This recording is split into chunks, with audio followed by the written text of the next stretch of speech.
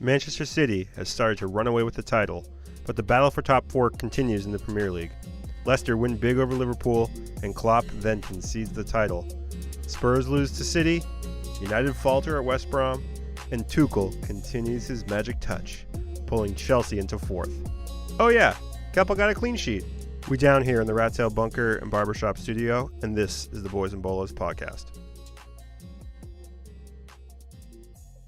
Welcome back to the Boys and Bolos podcast. We down here in the Rat Tail Bunker and Barbershop Studio. Again, Jarrett, welcome. We are down here. It's cold out, sleeting. Week 24, there's an ice storm. I almost broke my shit getting over here. Yeah, it was slippy. Slippy or slippery? Slippy. Slippy. Yeah, like from, yeah, that's it. That's all I got. Slippy. Slippy. Yeah. Jeff, your English. Slippery when wet. I'm really worried about your English these days. Strong. Jeff the other day said strength instead of strength. And then you said I was trying to say strong and strength together. Yeah, strong like and strength. My and then brain got strong. And then today you said something about it wasn't. You should have said redeemed, but you're like redeemed. Well, I'm not wrong. Do you have are you like a Harry Maguire CTE brain going on or something? That's what happens when you have 3 kids. Oh wow, it's like CTE. Yeah, it's like CTE. a concussive, a trauma to the head daily. Yeah, especially when you have twins. Brutal. Yeah, it's rough. So we had an interesting week. Week 24 was like having twins essentially. If anybody wants to see a really funny video, check out the Boys and Bolos Instagram. It's we were watching the Spurs game at my house, and my son was on the floor, just like writhing. His head was just going back and forth. He's writhing in like agony. He looked like he was in agony. He looked like he was in agony. He was having a ball, but because he's like itching his head through his helmet he's wearing, right? Yeah. Yeah, it probably feels like cool in the back of his like head area. Yeah. But anyway, it's just he's like rolling around on the ground, convulsing because Spurs are losing 2-0 to City. I always put it up after. It was like Spurs fans right now because they're just sizzling on the ground somewhere, just baking. That was rough. Well, that's what happens when you play Gundinho. Yeah. We can start there. City's to the top. City, with Klopp capitulating the title, Pep Guardiola basically already went back to Etihad, and in their trophy room, he's already created a space for the title. They look good. They look super good. Somehow, like you said, they've turned a center defensive midfielder into Gundinho. Scores like 1 billion goals a game. The only redeeming factor of that game was I had Gundinho on my fantasy team. I didn't make him a captain. I should just make him a captain every week because he's good for 2 goals. He's good for more than 2 goals. He had if Oz had him as captain, and I looked because Oz is like the Premier League overlord as far as fantasy. He had 38 points last week. Oh yeah, 38 points. That's There's crazy. sometimes I don't even break 38 points. Yeah, and he has another game this week. He's got another game because it's a 2-week. It's double points. So brutal. Yep. So brutal. Have fun. Let's talk about Tottenham. The VAR. Do you think it was a penalty? Definitely was not a penalty. Definitely not a penalty. I agree. No. And I think had he had seen it again from the angles that we were able to see, maybe he would have turned it over. And once again, we're talking about VAR, and it's not our favorite topic, but it's something we got to look at because essentially Højbjerg is going to cut off the ball, and Gundinho is driving to the goal. As Gundinho is reaching out, he actually claws the back of Højbjerg's Achilles and actually takes Højbjerg down. But in the moment and in the speed of play and at the angle and in the It looks like it's a penalty. Højbjerg is taking it out. It looks reckless. Again. But we were talking about this, and we thought it was the wrong decision. What really should happen with every penalty is they should go look at it at VAR. I'm not saying that the ref should go to the sidelines and look at it. I'm saying that VAR should say, hey, that's a questionable call. Hey, this is going to significantly impact the game, i.e. give the other team a goal. We should look at it in VAR. And if they slowed it down and looked at it, like we were able to do, like every person who was watching that game could see that it wasn't a penalty. I sometimes don't think the refs understand the value of a goal. Right. I think they think it's not as important as it actually is, and we've talked about this, and it's like you can go read the books. If you score a goal, your chances of winning are like so highly increased, even though it's 1 goal. Because if you score 2 goals, because of the low-scoring nature of soccer, you're guaranteed almost a point at that point. I know that didn't know the but at the moment you score 2 goals, you're basically guaranteed a point. And once you have 2 goals, then the chances of you taking like 1.5 points increase because you're so much more likely to win the game. Where once you score 2 goals, then the lower, like the worst outcome is a tie. And then you're more likely to win the game. And so I just don't think that they're taking it seriously enough. And I agree with you that they should go look at the VAR every time for penalties. Do not want to discount the fact that scoring the first goal in the game is infinitely more important than any other goal that happens during the game, because once that team scores the goal, they play the whole team sets up differently. It creates a different dynamic with the opposing team who's got scored on. So now they're trying to play catch up, and it just makes them more likely to get scored on again because they have to now take chances instead of, in Spurs' case, they defend really well once they score. Now that doesn't always work out for them because they have shit defenders. But what I'm saying is that you're exactly right. Refs do not understand the value of the goal. Maybe that's the rule. If it's a first goal, or really I think any penalty they should look at it, but you're right, the value of the first goal, and this is in Soccernomics, I believe, they talk about like if you score number 5 in a route 5-0, it means nothing. But without that first goal, you don't get 2, 3, 4, or 5. Maybe it's within a first goal at any time, there's question of offsides or something. The ref has to go look at it or something, because especially in Spurs' case, or really in any case in the Premier League, most teams right now are not scoring a lot of goals. There's not a lot of free-flowing. I know we started off the season, we had like week 2 or 3, there was the most goals scored ever in a week. We've come back down to like where the parabola should be as far as the median and the average goal per week, or the mean, I guess you could say, of goals per week. And yeah, in that game, once City go ahead, the game is over, because there's no way that Tottenham can go get a goal and open up without letting City get another goal. Correct. And right before that play had happened, Spurs had almost scored on a free kick from Harry Kane. And there was a questionable penalty. There was a questionable call in the box with Spurs. So it's like everybody acts like Spurs are absolute dog shit against City because they lost 3-0. And yes, they didn't play great and they didn't respond to that goal very well. But put yourself in their shoes. They're playing the best team in the league. They were playing decently well enough to at least get a tie in that game. And then Harry Kane misses a free kick, which was really unlucky. And then they get this shit call, and it just doesn't seem like it's going to go their way. It is very discouraging to be a player and for that to happen. And do not discount the fact that how that impacted the game.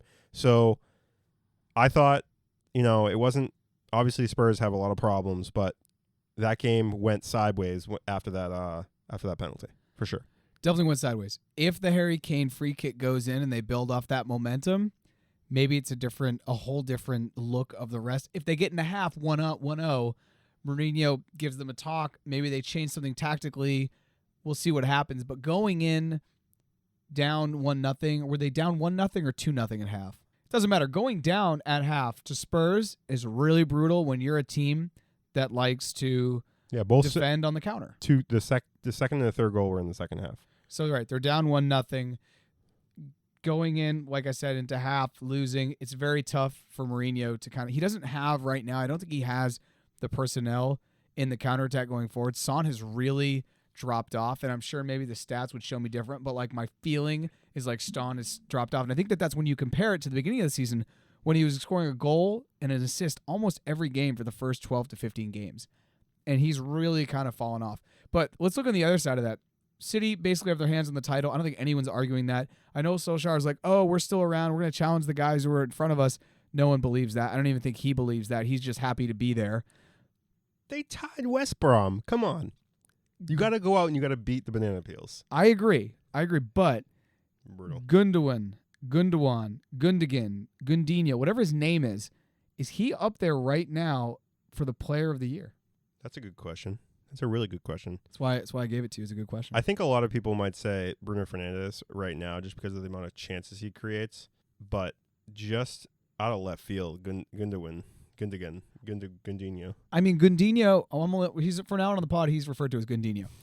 Gundinho is the answer to the question of how will City be without Kevin De Bruyne? Yeah.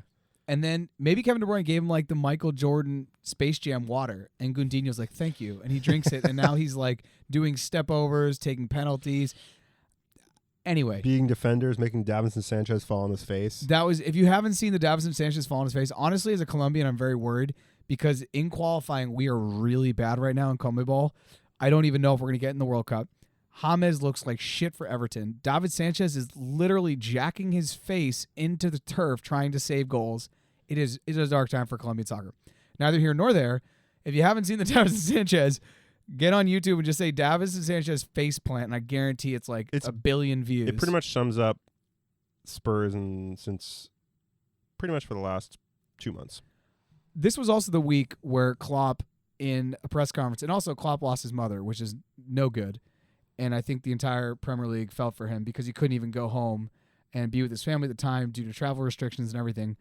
And then that was his personal. So he had a personally really tough week, I think. And then on his professional side, he loses a game to Leicester City. Leicester City outplayed them. And then in the press conference after, he capitulates. He said, "I can't believe I'm going to do this, but I don't think we're no longer in the title." And at the time, they were in 4th. They finished the week in 6th. Are we Nostradamus in saying that we didn't think Liverpool was going to be in top 4? And will that continue to be right? Do you think Liverpool finishes outside of top 4? Because the two Manchester teams are in, probably Leicester, and then probably Chelsea at this point. At this point, yep. I just don't see. I don't see Liverpool being better than Chelsea, Leicester, Manchester City, or Manchester United. It's just not in the cards for them this year. They're going to finish 5th, and they're going to lose in Champions League. So they're going to be in Europa League next year. They have to win the Champions League right now. They're not going to win the Champions League. I agree with you. I think that that's a long shot, but I'm saying they have to as far as a club. How do you go from winning the Champions League in 2019, winning the Premier League in 2020, and then not potentially qualifying for the Champions League? Injury. One injury. Because they've had Jordan Pickford. They just got Jordan Pickford. They got Jordan Pickford. It. Because, like Mourinho said in his classic Prem concert when he read through the entire Liverpool lineup, they've had a good amount of players for a good amount of time. They just haven't had Van Dijk. Yes. Now, we agree, once you drop Jordan Henderson into the CB, they are in trouble. Jamie Vardy and James Maddison they danced the samba all over them. It was bad. It was rough. I wonder. No, that game, 2 of the goals were Alisson's fault. One of them was 2 of the goals were Alisson's fault. Vardy, the Vardy goal where he played La corner Bamba flag like he the played guitar. La Bamba. It was pretty awesome. If you go watch it, he played the corner flag like a guitar. Personally, I like that one better than him kicking it and smashing it into a million pieces. But he was at home, so he had to be nice. Anyway, that was Alisson's fault. Alisson came too far out, tried to boot the ball. He booted right to Vardy. Vardy was able to just walk in and basically score. But I wanted to say for this game was the one that showed us, I think, as fans of football, that while seemingly, and Mac and I remember we talked about this, and we were like, yeah, that's an amazing buy. While seemingly a good pickup, Thiago has turned into a nightmare. If you look at the stats, and I'm trying to find them currently, of him starting and their results, it is very, very ominous. And in that game, Ndidi ate him for breakfast. Yeah, he looked so bad. Like, I can't even tell you how bad he looked. You think he's good for these days is a yellow card. He's a foul machine. He's a hackman. Yeah, because he was so behind the play. He had nothing else to do. But not just against Leicester. He is just an ankle hacker. That's all he is. That's all he's done in the Premier League this year. He has 0 assists. In fact, Ederson has more assists than him this year. Ederson literally has more assists than Thiago. Yeah, and this is supposed to be your star midfielder. Big signing. Footy Emporium put this up. Once again, we are not affiliated with Footy Emporium at all. If you do not follow them on Instagram and you are on Instagram, you need to follow Footy Emporium. They said Liverpool, when Thiago has played 60-plus minutes in the Premier League this season, has played 9 games at 60-plus minutes. 5 defeats, 2 draws, and 2 wins. That means out of a possible 27 points, he's only taken 8 when he plays 60 minutes or more. 22% win rate. That is bad. He actually, while I think silently was one of the best signings of the season, whenever you sign the guy who's the center midfielder and the engine from the Champions League winning team from 2 months before, and you sign him for like nothing, I mean, maybe that's why they signed him for nothing. Maybe they knew something they didn't. Bayern obviously does great. They do great business, right? They bring in and they get undervalued players all the time. They just signed Upamecano. It's too bad we're not going to see him in the Prem. Anyway, I think Liverpool, if they don't make the top 4, which is seemingly more and more likely with what's going on. And there's been a lot of talk is there turbulence behind the scenes? Are players giving up? Is Klopp going to leave? If he's not top 4, Mane's gone, potentially to Barcelona. Salah's gone, potentially to PSG or Real Madrid, whoever wants to pay him whatever he wants to get paid. Bobby Firmino's going to be a tougher sell unless he goes back maybe to the German league and doesn't join Bayern. That team could be disbanded quicker than I think people think. Yeah, the problem with that team is that once the pieces start falling apart, that whole team falls apart. Because Trent Alexander-Arnold was nothing without Jordan Henderson. Trent Alexander-Arnold is nothing without Van Dijk, you mean? And Both. Because he plays an advanced role, so he can't, without Henderson in the middle kind of pulling the strings and pushing the ball up to him and making sure he plays as like a winger as opposed to like as a defender, he gets exposed. He's a terrible defender. He's a terrible box-to-box defender. Just gets beat left and right. He doesn't have any. He's just a winger. He's a winger. That's where he thrives. And if he doesn't have cover, if he doesn't have somebody bailing him out, then he just doesn't shine like he did last season. He looks exposed. That whole team once you start moving the pieces around, the whole thing falls apart. And that's what we're seeing. The whole thing just kind of falls apart. And the trio of Mane, Salah, and Firmino, we saw Firmino really drop off. Salah's always going to score his goals. Mane's not scoring goals. We say don't sleep on Mane, but how long do front threes of that caliber really last? And I think it's been a couple of years now, and they've been producing, and now we're seeing a drop off. And usually, when that drop off happens, they disperse. And what we're going to see is they're going to disperse, and it's going to go. I think they're going to disperse no matter what. Yeah. Even if they finish top 4. No, they're going to. It's gone. It's over. Because the Fenway Group, they're good money. And they moneyball everything, and they're built on statistics and analytics, and they make unemotional decisions from that standpoint. And like we always say, you want to sell your player at the top, so that way you get the most market value. Because you don't know what happens next season. They may put on 15 pounds like Eden Hazard, go to Real Madrid, and never play basically for almost 2 seasons. He has been one of the biggest signings to Real Madrid that's flopped since I think probably Michael Owen. When Michael Owen won the Golden Ball, went there and just sat on the bench. I'm going to stop talking about Real Madrid and their flops because I am a Chelsea fan and we have our own flops. Talk about Timo Werner. It's a nice little transition. Timo Werner finally scored a goal today. Hasn't scored in a long time, and it was almost like taken back because people thought it was like flipped off Giroud's hand, which would have been just like the darkest of things. When VAR finally says it's a goal, he like jumps up and down. It was really good. Kepa also had a clean sheet today. So I don't know what kind of Tuchel magic is happening in the background, but Kepa having a clean sheet and Timo Werner scoring is amazing. More so the fact that Tuchel wanted to roll the dice and play Kepa. No, Tuchel's doing something that I think he's taking a gamble. He's gonna play Kepa. He's gonna increase the value of Kepa. Somebody probably said to Tuchel behind the scenes, "Look, we got this guy. We signed him. He's 22 years old, 23 years old. I mean, he's young. We signed him for £70 million. We need to get. We obviously don't think he's our future. We like Mendy. We like what he does. He's a good shot blocker. He's stabilizes the defense. He's good. He's better than Kepa. But we need to get some of our money back. So what are you gonna do with this guy?" And so he's like, "All right, well, I'll play him. I'll build his confidence up. I'll give him some value, and then we'll unload him at the end of the season. Because another team's gonna need a goalie, and the kid's young. It's literally just he's not okay. He's bad, right? Like we've shit on Kepa all the time, but a lot of things with goalkeepers is confidence, and this kid has no confidence. So what you gotta do is you gotta build his confidence, get him into a system where maybe he needs to be in a league where like he's playing up against like chumps. The USL. No. Well, yeah, that's funny. But no, he needs to go to like Spain. So funny you didn't laugh. He needs to go back to Spain, back to his like home. He would get roasted in Spain. Anyway, no, he's horrible. I see what you're saying. Tuchel is trying to. They have to obviously make that asset accrue a little bit because he got, like you said, 70, and I think last time I looked it was like 13.7. It's crazy how he's dropped off. They will sell him at a deep loss at this point just to get him off the books. I think they're selling him at the end of the season. So it's like, because it's not just the fact they spent 70. They're also paying his wages. I'm sure he's making like 100,000 a week at least. I don't even want to look at his wages because it will just make me freak out. He's getting paid like 6 Bitcoin a week. It's crazy. So the Kepa thing, I was really actually surprised that he started him because I think we're probably going to beat a Callum Wilson-less Newcastle, but still, I think it's a freaking gamble, man. They go up 1 goal and we just can't score. The game ties or we, God forbid, lose all 3 points. We got through it. It's all good. One of the things I want to ask is Fulham going to be able to do the escape? Because we basically both agree that West Brom and Sheffield are deep in the basement and really have no chance to, where their current position is in the table. West Brom's 5 points behind Fulham, and they have a game in hand. If Fulham win their game in hand, then they're only a game and a third behind Newcastle. Do you think Fulham can escape? And if so, which team is going to go down? Because I think, well, I'll let you say that, but I think it's Newcastle, not just because they're where they are, but Brighton has been impressive when I watch Brighton sometimes.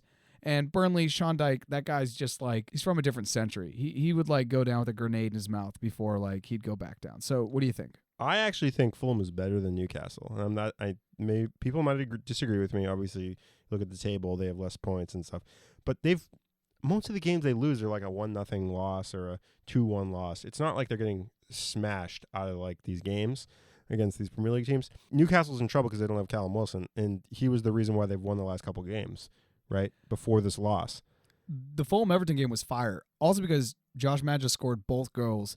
And if you'd watch Sunderland Till I Die on Netflix, he's on Sunderland for like a little bit of time, and he's just scoring so many goals in the championship. This is before they go down to League One, and he's just so class, dude. He's like a league above. So for me, as like seeing a soccer player, I was really happy to see him now in the Premier League. Even if he's with a Fulham that may get relegated again, it was good to see him off and running and scoring 2 goals for Fulham. I thought that was awesome. And it was also good to see Everton, I think, create a little bit more space for teams like Spurs to hopefully get into Europe. Yeah, also like if Fulham do get like relegated, he could go to another Premier League club quite easily. If he scores 5 to 6 more goals out of the games that they have left, he will totally be poached by the lower clubs because he's a solid. And the kid's class. Like watch Sunderland Till I Die if you have it on Netflix.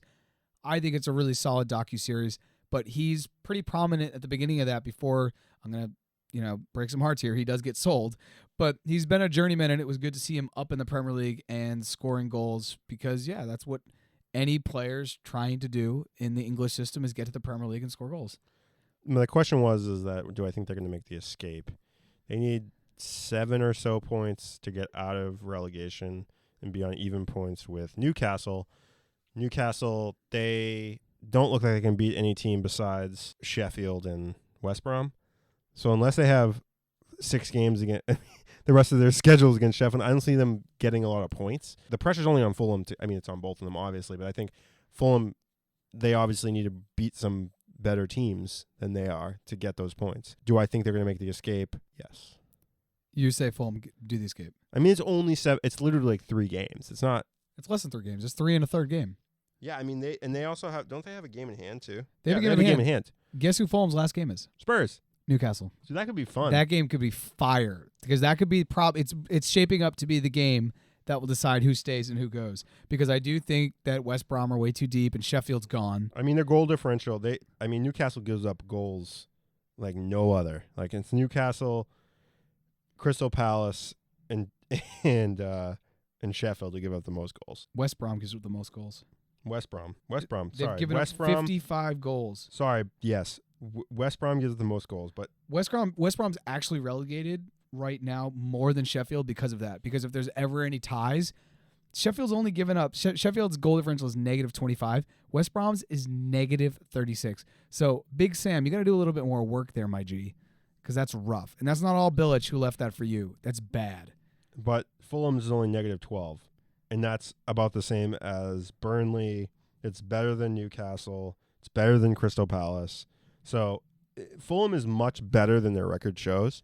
They've lost some tough games and they've tied a lot of games. So I'm going to put this on. I'm going to put this on the gram so it's out to the world. But we think Fulham. I agree with you. I think Fulham's going to do the escape.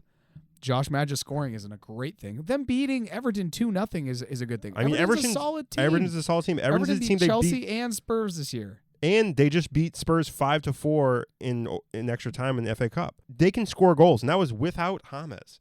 So actually, which is another question that we could ask, is Everton better without James? But that's a whole nother story. I don't want to get into it. If we have an Everton fan on, we can ask that.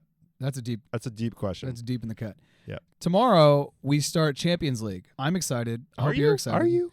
I'm super excited. The champions. Oh God! And I paid for the CBS Sports All Access pass, so I can watch all the games in HD. All the games in 8K. Actually, my TV only goes 4K, but it is 75 inches. Size matters.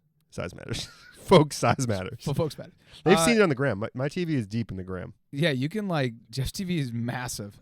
So tomorrow, Champions League, we have Leipzig versus Liverpool, which is going to be a fire game because Liverpool's like a wounded beast. And then you have Barcelona, Neymarless PSG, which is also going to be fire. Wednesday, you have Porto Juventus, which will be good because Cristiano. It's always good to see him in there. And then you have Sevilla, Borussia Dortmund, two underrated teams, I think, in the Champions League this year, but that could be actually probably the game of the week. I think that would be the game of the week. Yeah, I mean, you got Dortmund, you got Erling Haaland. Might make his debut in the Premier League next season when Chelsea or City buy him. You got Reina too, the U.S. You got Reina. You got a lot of U.S. guys. Jude Bellingham from England on that team. Sancho. Sancho. It's gonna be a phenomenal week. But I wanted to throw those two out and love me some Dortmund. Love you some Dortmund. Love me some Bundesliga. That's Tuchel and Klopp stomping ground. It's true. Quick question about that: are all these games being played on neutral grounds, or just some of them? I believe all of them, but I'm actually not sure, and that's a really good question. I did see once again Footy Emporium put up something. It's like people are getting really pissed about this, about COVID in this, and it's like wait until your Champions League team gets out on away goals at a neutral site. That is brutal. That's brutal. That is not gonna. I read something about for the EFL Cup final because I just love talking about that Carabao Cup. They're gonna reintroduce fans for that final. They're gonna do a little test run. Nothing like a super spreader to see Spurs get mini batted. Well, mini batted. Probably. Dude, if you guys win, I will put it out of the bottom. I would love to see Spurs win because all that does is it keeps the toxic relationship of Mourinho Spurs going longer, and I love watching it. It's the best sitcom there is. It's not Mourinho's fault they're shit. It's not Mourinho's fault they're shit, but he's going to continue to just have a fire Instagram as he has to deal with the dog shit that he has to deal with. Well, here's the thing. I'm going to put it out there. It's Enoch and Levy. That's what it is. The owners, management, the board. It's not Jose's fault. He's like, I need a center back. And they bring in, we'll just get this young kid from the championship. It's fine. We'll get him. It's good. He'll be great. Yeah, how many minutes has he played in the Premier League? Maybe 90 total. 2 games. Total. So total. They scrimped and saved and wouldn't sign Skriniar over a couple $1 million, and now they're dog shit. They're putting Eric Dyer out there. And we're talking about week 25 and getting away from Spurs. All right, fine. Let's do this quick. Let's do this. Let's get this done with. First game is going to be on a Friday. I like Friday night games, little Friday night lights. This is going to be a potential game of the week because I like both of these teams. Wolves, Leeds. Who do you got? I got Wolves. Wolves look better this week. Much better. Leeds look like dog shit against Arsenal. I was not impressed. I was not impressed with Leeds. But that's why I think they're going to come back and beat Wolves. What? Like? By 1 goal. Okay. I think Wolves will win. Neto, Neves, they scored a couple goals last game. Look decent against Southampton. Southampton, speaking of the devil, has lost their last 6 games. 6 games, not 5. Sorry. And they play Chelsea first game Saturday morning. Ooh. Who do you got in this one? Oh, I got Chelsea, 100%. You got the new 3-5-2 of Chelsea's Tuchel era with resurgent Azpilicueta and Christensen and Rudiger. Azpili is so brutal. Rudiger, is so brutal. Christensen, Marcus Alonso. It's like Tuchel Tuchel came in, he didn't bought. Tuchel came in to coach Chelsea, and he thought that they were the title-winning team under Conte. And he came in, and he's like, oh, we'll just install those players again. Yeah, Jorginho. Oh, my God, Jorginho's. I can't. Conte's riding the pony, dude. He comes in the bum minutes. He comes in the 85th to waste time. I'm like, oh, that's cool, Tuchel. Yeah. $250 million on the bench. I would love for Jorginho to be sold, but apparently Tuchel and Jorginho love hanging out. They do puzzles together. Regardless, I think that Chelsea is going to win that game. I got Chelsea by 2 goals. Yeah. Burnley, West Brom, mini bat game potentiality of the week. Who do you got? Burnley. Dude, Sean Dyche. I'm so excited for them to win. He's licking his chops. Licking his chops. Liverpool, Everton, Merseyside, Derby. Who do you got? Let me tell you where it is. Both teams are very mediocre. It's at Anfield, and Anfield is no longer the fortress that it once was. Both teams are wildly mediocre. I have Liverpool winning this, though. No, I have a 1-1 tie. That's better for both of our teams. I agree. I concur, but I still have Liverpool winning. My team's an 8th place team. They're 8th place all day. Yeah, but your team has games in hand, and if you win those games, you're far up. Yeah, it doesn't matter. They're not good. All right, let's continue. God, it's so dark. Fulham, Sheffield. This is the mini bat game of the week because I think Fulham's going to beat Sheffield by 3 goals. Oh, yeah. Fulham's going to say, we just beat Everton. By 2 goals. So by by 2 the goals. angle postulate thereom, they should be Sheffield by like 9 goals. No, I think Fulham, they get another point. They get out of the base. They're not going to get out of the basement, but they're going to eclipse 20 points. And they're going to be feeling much better about themselves. Scotty Parker. Sunday morning, we have a London affair between the Hammers and the Spurs. This is going to be a tough one for you guys. This is a game that you need to win. You need to win every game. This game you need to win. It's a derby, and it's also against a team that you're going to be near by the end of the season. You need these points especially. What do you? We're not going to beat West Ham. It's at the London Stadium. It's at West Ham. It's going to be rough. It's going to be rough. They're a very good Spurs team. are better away from home, to be honest. But you don't think they can win? No, not with this. Maybe. I think it might be 2-1. I'm going to go Spurs win. You guys have had some rough games. You played some big teams, and I think you're going to bounce back. I think you're actually going to win this game. Reguilon will be back. He's coming back midweek at Wolfsberger. Not the German team, the Austrian team. We're playing Wolfsberger in the Europa League. Wolfsberger, Austrian, Wolfsburg, German. Correct. Sorry. We're playing Wolfsberger midweek Europa League. Reguilon will be back. I think Reguilon being back as, a winger who can defend, who can push forward, I think that'll be helpful. I think you guys win by a goal. Okay. Honestly. Thank you. Appreciate that. You guys are a bigger club.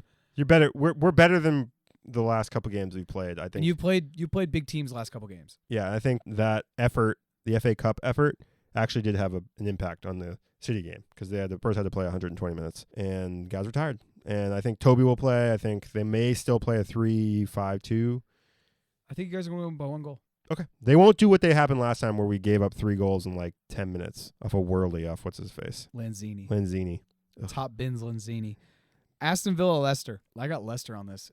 Yes. Like the teams that are ahead of us, Dude, I actually, being in 4th, I actually don't care if they win anymore. They can just stay ahead of us. But the teams below us, I don't want us to get any closer. So right. I want Leicester to win. I enjoyed watching Leicester beat Liverpool a couple days ago. Oh, I thoroughly enjoyed it. Against Liverpool, I like Liverpool, but I love to see a team that maybe is like, if I'm Leicester, I'm walking out of the tunnel and I'm like, it's going to be a tough game. It's going to be a tough game. And then they just put it in overdrive. It was fun seeing them capitalize on Alisson's mistakes because Alisson, I feel like we're not going to go down that path of Alisson. It's a dark path. Yeah, because he's been pretty bad lately. But I mean, seeing Vardy score is fun, and the guy just loves playing soccer. And Madison's great. Madison's fantastic. He's fun to watch. So class. If Madison's not in the England line in the top 23 that go to the Euros, Gary Southgate should be fired. Yeah, he's phenomenal. This is potentially the game of the week. Arsenal, Man City.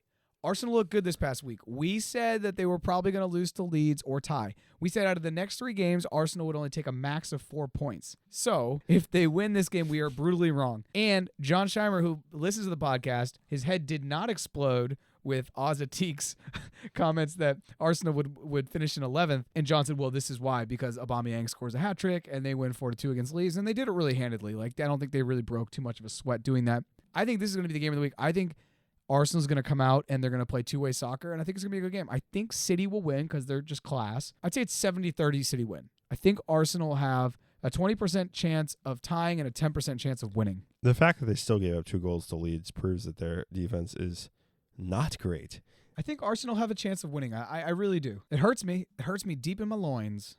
I think City have to play a midweek game. That may have an effect on what lineup they put out. Their midweek game actually might be an easy game. I actually know they're playing Everton midweek. It's a game-in-hand game. I think it's like week 17 or 16 or something. They're going to have to put like a pretty decent lineup for that midweek game. I don't think it matters. I think they're so deep.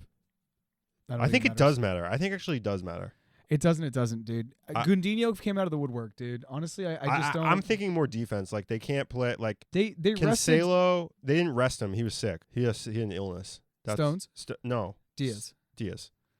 Either way, they didn't play, and I think they're fine. I think City's going to win both those games, honestly. Yeah, Zinchenko actually looks halfway decent. All right, so who I'm picking? I've got City by a goal. I got City by 2 goals. I think they're going to win 2-0. The next game is the match of the Uniteds. This is actually... So when we say mini-back games, we're either saying a game that's going to be super lopsided or a game that's between 2 not-so-great opponents because they're in a basement fighting with mini-bats. Now, our first call of this week with the team Burnley-West Brom, that was the latter. That was 2 small men like you and I hitting each other with mini-bats in a low-lit basement where we currently are. However, this next game is the latter or the former of a team that's absolutely David and Goliathing. I think Manchester United could beat Newcastle by 5 goals. And I say that because Newcastle is not good. I don't think Callum Wilson's going to come back. And Man United is going to want blood after tying against West Brom. So this is another potential for a mini bat as far as a David versus Goliath situation. Absolutely. I think they win 3-0. I'm going to go 3. That's comfortable. And then finally on Mondays, this is a Friday, Saturday, Sunday, and Monday affair. You have Brighton Hove, Crystal Palace. Another potential for the latter being a basement brawl with mini bats. As we continue to say, no Zaha, no goals. Crystal Palace is dog shit. Brighton look good. We were watching the other day, and I was like, dude, watch this movement. Watch the third man run. They look good. Sometimes they don't execute their plan. Sometimes they're not. But you can tell they're like trying to do something out there. Like they have like a structure. They've got pretty good defenders with Dunk, and they move the ball. They try to get the ball to Mape, and they try to like move the ball in the wing, and they try to get the ball in the box. I think they win this game, no problem. 2-0. Graham Potter's got them in a system. Yeah, it's a system. They understand their role, and it's going to work against some teams. It's not going to work against other teams. I think 2-0 is fair. I agree with that, and that keeps them essentially out of relegation, which is good for them. And I said they were going to get relegated. I'm probably going to be wrong. I too said that they would get relegated. And finally, let's go look at your boys. I'm in 9th, dude. I'm in the single digits in fantasy. Holla at your boy. Holla at your boy, I moved up dude. to 8th. Diego's out of the basement because he finally fixed his team, and he's going to somehow jump me because he did a whole cleaning of his team because he probably listened to Oz. So the basement's still Graham's gang, Murder on Zidane's floor, and AFC Tolima share with Pablo. And number 1 is still Oz Atik. Jesus Larry's catching up in 2. And 3, Los Bandoleros, Rodney, he's on his way. He's on his way up. Nick Bailey jumped up. Trevor knocked down with Kickball FC. Jeff is in 7th. Oh, thank you. And I am in 9th. I am now only 20 points away from you. There was a time I was 110 points away. The funny thing is, though, is that I have a game this week is I have 3 players from City. So I have Gundinho, I have Diaz, and Cancelo, and they're playing a midweek game that I get points for this week. So you got to remember that. I have 3 players from City as well. I have Stones, Diaz, and Ederson, who apparently may be taking free kicks, corner kicks, and PKs in the near future. True. Fair. Can you get a lot of points out of those 3 players? Okay, Normally. my G. In the City win, Stones didn't play, Diaz didn't play, whatever. In the City win last week, I got 18 points between Stones and Ederson because Ederson had 12 points. Okay, but Ederson's not typically going to get 12 points. Okay, my G, what's one? He'll usually get 6 points, typically. Anyways, week 25 coming up. Friday, Saturday, Sunday, Monday fixtures. I thought it was week 24. No, we just finished week 24. We previewed week 25. I always mess that up. We got the Champions League. Champions League. The Champions! And Europa League. Ooh. That's exactly how it would be. It would be like Angels, like the Champions, and then it's like some troll under the bridge. Yeah, we got the Europa League over here. We got the Europa League. That's what it like. Honestly, Europa League. When someone says that, it sounds like a clown car. If you win the Europa League, you get in the Champions League. Oh my god! Oh my Jesus! If by some twist of fate, listen to all these people who listen to our podcast. If Spurs win the Europa League, which I don't think is actually going to happen, right? But if they do, which is still a possibility, you're going to lay something down right now.